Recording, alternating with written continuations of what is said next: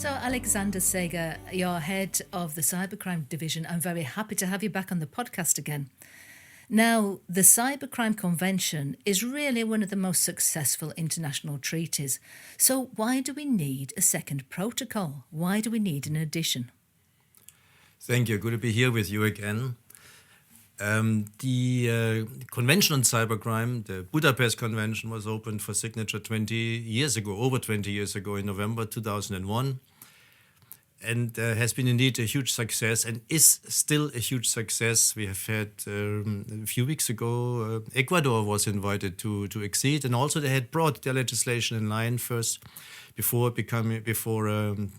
requesting to be invited to accede, and then to be then invited. A few months earlier, we had also Vanuatu and Fiji invited to accede, and they also had brought their domestic legislation in line with the Convention on Cybercrime. So it's a huge success and remains a huge success, the gold standard internationally. However, certain things have changed over the last 20 years. So while on the one hand, the type of crimes, the offenses against and by means of computers are in nature still the same, although different techniques are used. And although the investigative measures foreseen in the Convention on Cybercrime and the measures for international cooperation are still very much applicable, additional tools are needed to investigate cybercrime and obtain electronic evidence in relation to any type of crime. And therefore, after years of preparatory work, and 4 years of negotiations, the new protocol was finalized a few months ago, and it will now be opened for signature in May here in Strasbourg. Tell me, I'm curious about this. What made you decide that you needed a new approach? Was there a special moment that happened, or did you decide that things were not going quite as you wanted? What was it? What made that change? The starting point was must have been almost 10 years ago, when the issue of cloud computing came up. Namely that you don't necessarily have the information on your personal computer, on your laptop. You draw on information that you have stored somewhere on a server, somewhere in the cloud. So if people have a Gmail account or a Microsoft account, the information would be stored somewhere. The individual doesn't really care. You don't really care where is your data. You may not even know where is your data. Google hopefully knows if you have a Gmail account or Microsoft, if you have an Outlook or Hotmail account. But the problem is, from an investigative point of view, how do you obtain evidence that is somewhere in the cloud? So this is the question that can come up. Law enforcement has clear boundaries. The boundary is the national boundary. You have jurisdiction within your national boundary, within your territory.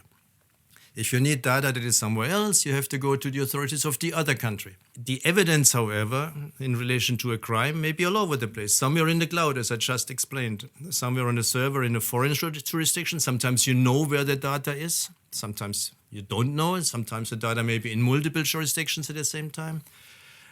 Sometimes data may be moving between jurisdictions. So we had to find a new way of cooperating. And a particular concept that was very important is that we focus on service providers. That means service providers that may be in possession or control of the data. So one of the innovative features of this new protocol is how to cooperate directly with a service provider that may be in another party, in order to obtain evidence. So very often our conventions work government to government, state to state. So what's special about your convention is it's working with the state, it's working with state authorities, with legal enforcement, with law enforcement, but also then you're reaching out to private companies, to the service providers. So it seems to me that is something that's quite new in the international legal sphere. It's something that we initially called asymmetric cooperation. So not only government to government, but government to private sector directly, without necessarily involving the foreign government. And that, of course, raises concerns, concerns of sovereignty. Can I allow a foreign law enforcement agency to go directly to a private sector entity, a service provider in my own territory to disclose data? Issues of human rights. Can the service provider then disclose directly data that may be personal data in my jurisdiction, that may have maybe an interference with the rights of individuals in my territory? So many questions and concerns came up, but it was also clear we need more efficient ways of obtaining electronic evidence, including through direct cooperation with private sector entities. But we have to back that up with a strong system of safeguards to make sure that the rights of the individuals are protected at the same time. And this difficult formula, we found a solution to that, and this is now in this new protocol. Can you tell me something about the challenges? How does that pan out? How does it work for an end user if there's all these problems? What kind of cybercrime are we talking about? Is this denial of service attacks? Is it the classic cybercrime of somebody being defrauded via the internet? When we're talking about the second protocol, what is it that's actually at stake? Can you give me some examples?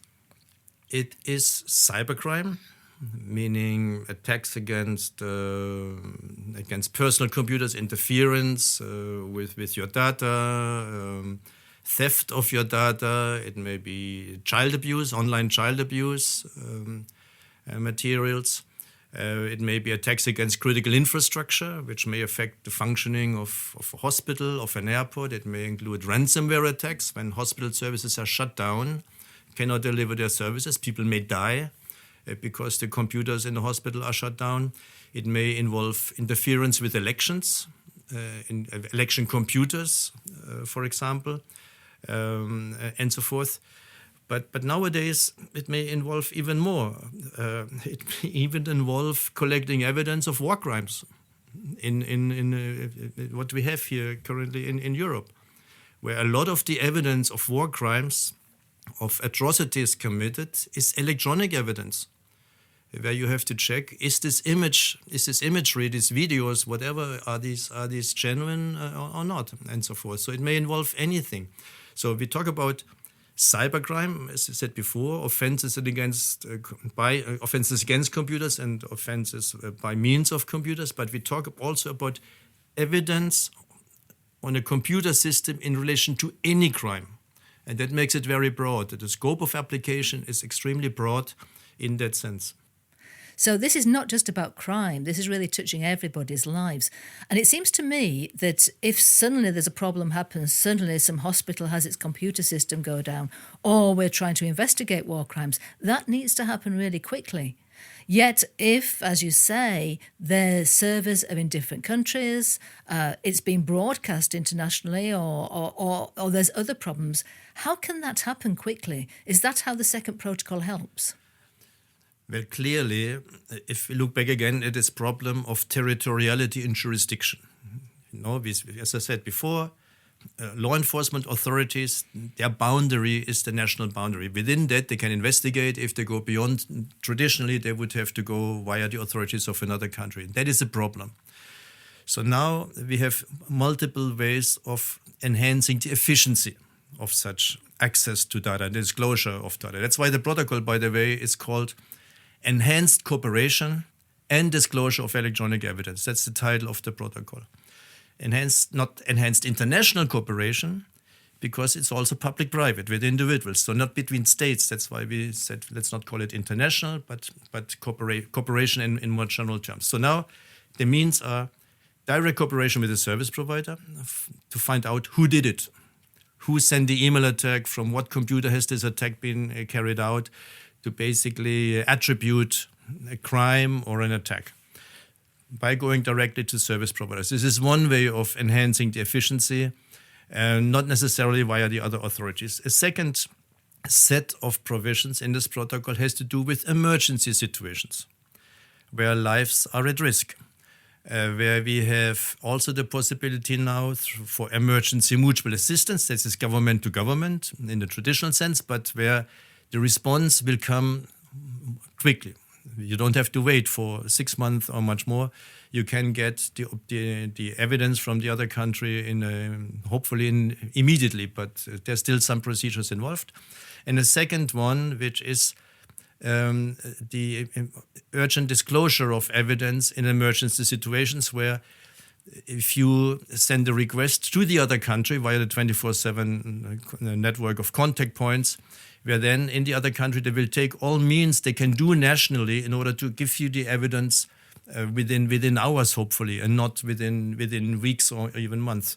So these are also means we have introduced in this protocol. So in short, efficiency through direct cooperation with service providers, but also efficiency for expedited disclosure of evidence in emergency situations. What's interesting for me when we talk about timing is that you say it's taken 4 years to get to this point of it being ready. So why so long? The main reason was that we need to back up, that we need to complement efficiency with safeguards. We had to limit the type of data you can disclose, because if you go directly to a service provider, now even under the protocol, they cannot disclose all types of data. They cannot disclose, for example, content data or traffic data, because that's considered more sensitive. So the compromise we found, yes, we can go directly to a provider, but it's limited to subscriber information. So this is one way of ensuring that we find the right balance between efficiency and rights. So we say, by not making all data available through such disclosure, but only subscriber information, we find a good balance here. A second, there are a number of other safeguards built in, but a very important one and very difficult to negotiate was data protection. We know that there are very strong data protection rules within the European Union. The Council of Europe also has very strict data protection conventions, Convention 108 plus, which not only covers member states of the Council of Europe, but is also open for other states. But then other states in other regions may have a different types of protections when it comes to privacy and personal data. So we had to find a way that we can to construct an article on the protection of personal data that takes into account all of this, that works in all systems around the world, and that also works and will stand, hopefully, the test in case there are challenges in front of the European Court of Human Rights or the Court of Justice of the European Union or other courts for that matter. And we must have spent about 40 or 45 sessions only discussing data protection. And who was doing that then? Are these experts from outside? Are they from private companies? Are they from governments?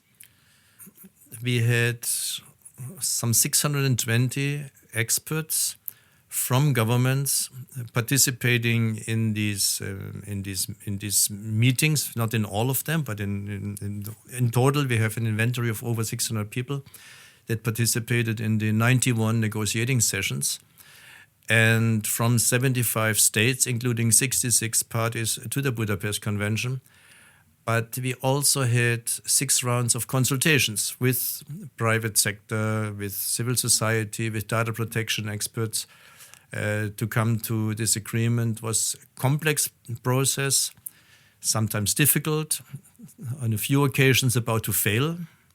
But in the end, we made it. You got there. So the protocol is now ready. It's due to be launched. How quickly can governments get it in place? How quickly is this going to work?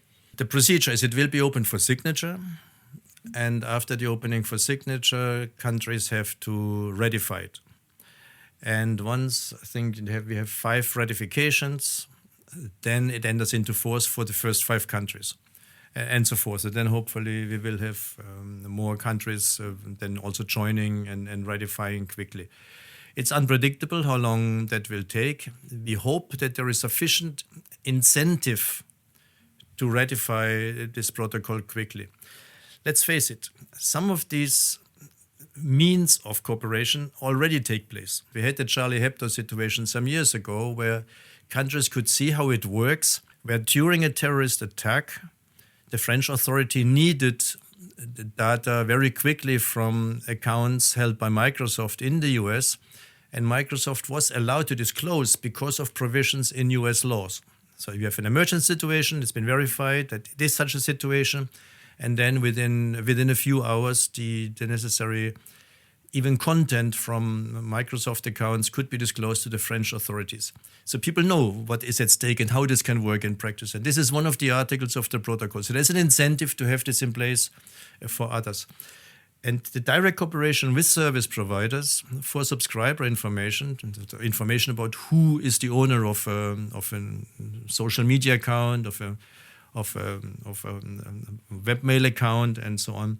That is already taking place where United States service provider disclose such data in 2/3 of requests they respond. But everyone knows it's on very shaky grounds. So at any time, there may be court decisions to say, this is not on. You cannot disclose such data unless you have a clear legal basis. The protocol provides that legal basis. And therefore, we hope that it's in the interest of service providers, in the interest of criminal justice authorities, that this protocol is quickly in place to not be on such a shaky ground from a rule of law, a human rights, data protection perspective, and to be on a safe ground through this protocol. So we hope that there will be sufficient incentives to implement and ratify this protocol quickly. So it sounds to me like the support is there, and I wish you every success with it. And what's interesting, though, is to think, well, 20 years of the Cybercrime Convention, so much change in our world, so much change in the way that we deal with information, technology. And how do you think it's going to pan out in the future? Do you think you'll be at a stage where you would have to have a third protocol? What we hope we can also do is what we have done during this last 10, 12 years, that we can provide guidance in other ways, through guidance notes, to explain how certain provisions of the Budapest Convention, of the first protocol on xenophobia and racism, or of the second protocol now on enhanced cooperation and disclosure of electronic evidence, how they can be applied to new phenomena. For example, there is the story of deepfakes, And when I looked the other day at Article 7 of the Budapest Convention about computer-related forgery, the conduct is already described there. So you would not need now a new protocol to criminalize deepfakes or what goes with it. So Article 7 and also Article 8 of the on computer-related fraud of the Budapest Convention already there. So I think a lot in that respect could be done through guidance, through capacity building, without necessarily spending a few more years now negotiating a new protocol on deepfakes and then more years on ratification. So developing a new international instrument in the sense of a third protocol or whatever it would take is not always needed. So it sounds like you've got the means. It's a matter of adapting them to new realities. So, well, this sounds like an excellent new step forward for you. We wish you a lot of luck, Alexander Seger, with your team in making sure that we're safe from cybercrime and bringing all those countries together. Good luck with that all. Thank you.